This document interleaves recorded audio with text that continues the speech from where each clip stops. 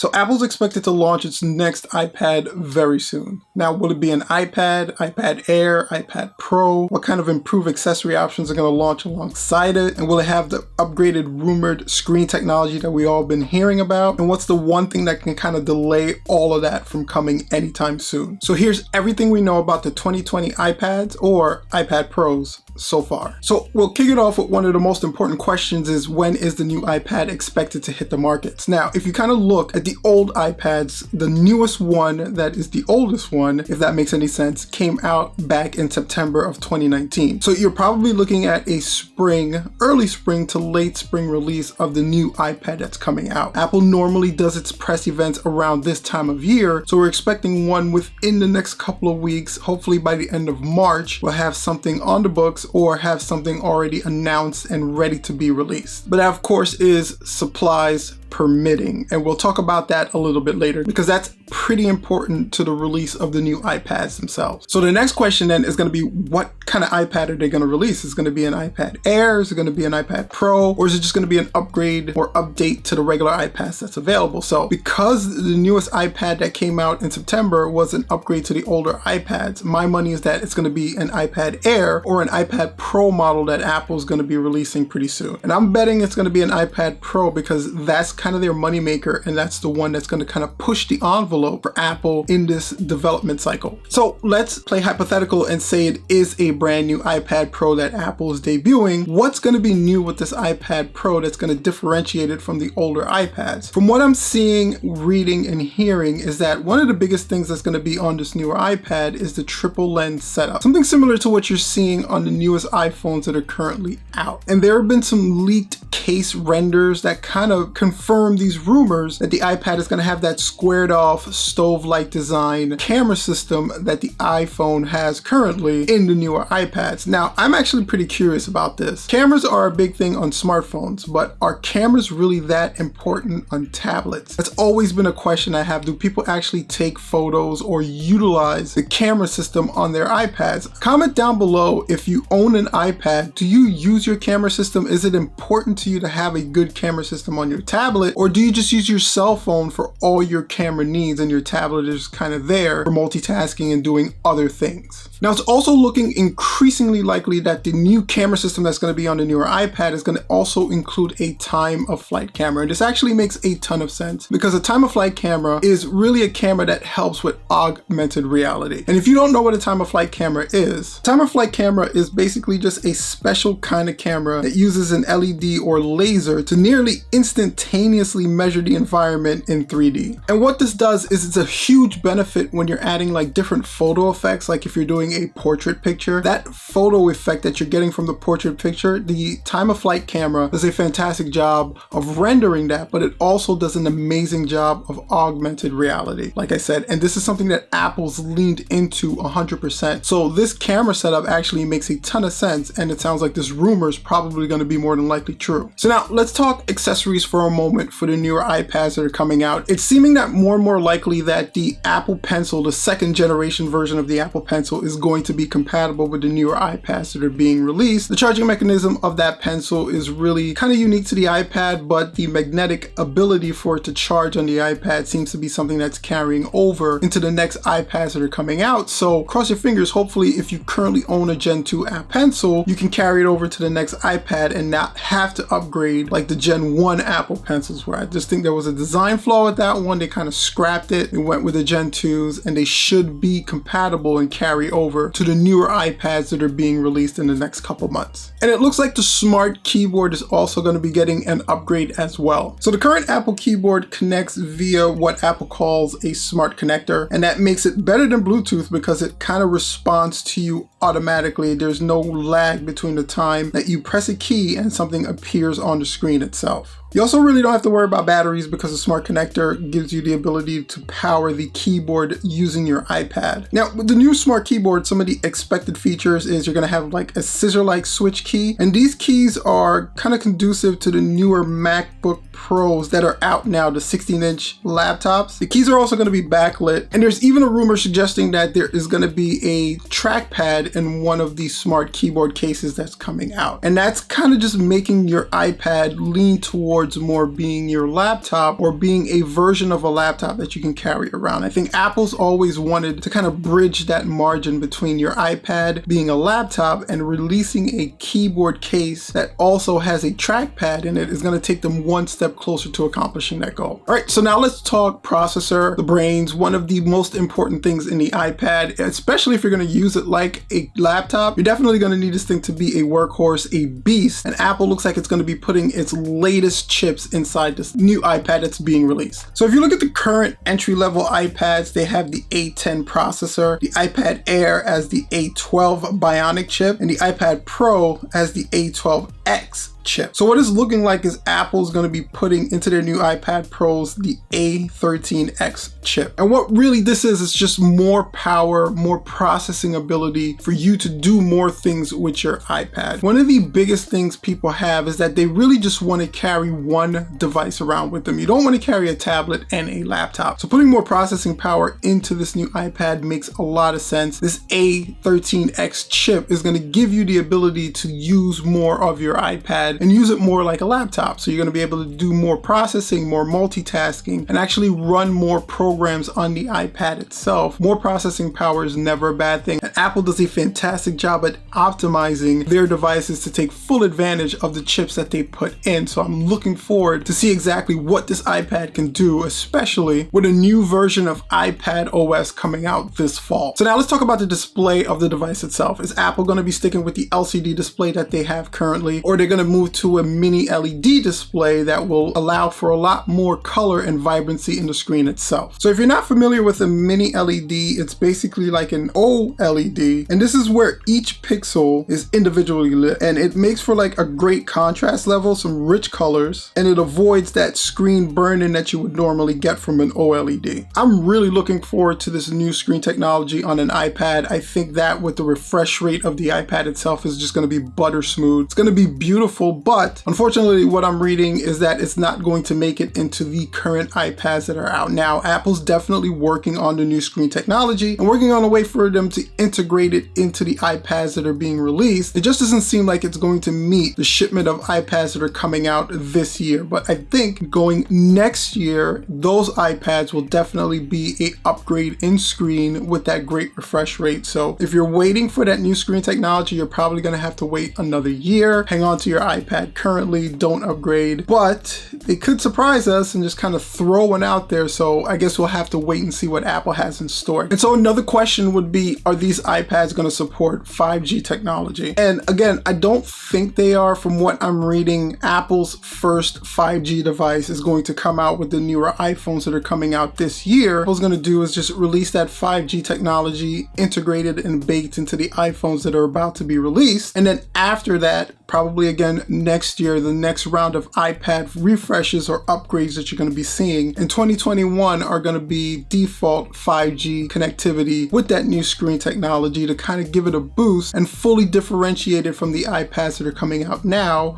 or the iPads of the past. So if you're waiting for 5G, I don't know why, but if you are waiting for 5G, you probably again have to wait one more year for them to be fully integrated into the iPad. So all of this news actually comes with one caveat, and that is health concerns throughout the country. Unless you've been living under a rock, you know exactly what's going on with certain areas facing certain diseases, and these areas are actually impacting the amount of materials that Apple has to get its product out on time. So what we can find is that there's either maybe a delay in the time that the iPad is going to hit market, or if it does hit market on time, you're going to see substantial shortages. It's going to limit the amount of supplies that people can actually get to in time. So I don't know if this is going to influence the way that Apple handles handles its release schedule or even its announcement schedules, they're probably going to take a look at what they can produce, how fast they can produce it, and how fast they can actually get it out to market. So this may throw this entire timeline out and may either give them more time for development, which would give them time to include some of those other cooler features, or actually kind of push their development in the same timeline but just released with a severe shortage of materials and iPads for the general public. So I actually have two questions for you guys to comment about in the comment section of this video. One, again, how important are cameras to you on your tablet? Do you use your camera on your iPad currently? If Apple went out of their way to include the best camera system in an iPad, would that matter to you? Comment down below. And my second question is, what is that one killer feature that Apple definitely should include in their new iPad to get you to pull the trigger on either replacing your current iPad or making this your first iPad purchase? Comment down below in the comment section as well. Thank you so much for checking out the video. If you enjoyed it, don't forget to hit that like button, and while you're down there, hit that subscribe button and that bell for notifications so you don't miss when I release some cool, helpful content like this one. Until then, guys, you can check out a video we did about some iPhone 12 rumors here, and this is something YouTube believes you'd enjoy watching. Thanks again for checking out the video, and until next time,